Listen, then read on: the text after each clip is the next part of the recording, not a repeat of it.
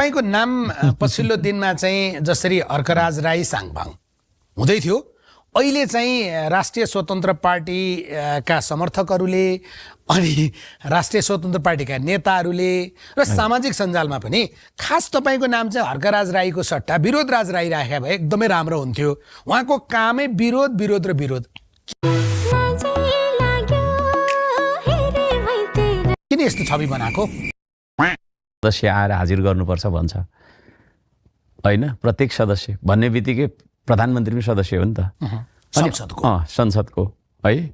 अनि त्यस पछाडि तपाईँको चाहिँ के अरे हाम्रो संविधानको धारा 77 को 1 को गले चाहिँ के भन्छ भन्दाखेरि प्रतिनिधि सभाको सदस्य होइन भने प्रधानमन्त्री पदमुक्त हुन्छ भन्छ क्या।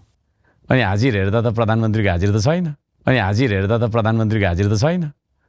त्यस पछाडि त तपाईँको त्यसले त के देखायो भन्दाखेरि प्रतिनिधि सभाको सदस्य होइन भन्ने प्रमाणित भयो। अब प्रतिनिधि सभाको सुन्नु न, बालन शाहलाई प्रधानमन्त्रीका रूपमा डिस्क्वालिफाई होइन, यता सुन्नु न, मैले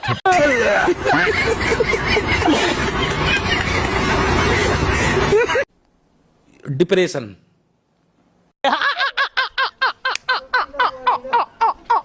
तपाईले सम्पत्ति शुद्धिकरणको सोध केटा शुद्धिकरण भनेर सोध क्यारे सुस क्यारे होइन, छिटो सोध त्यो बुढा यार जान लाग्यो तिनी।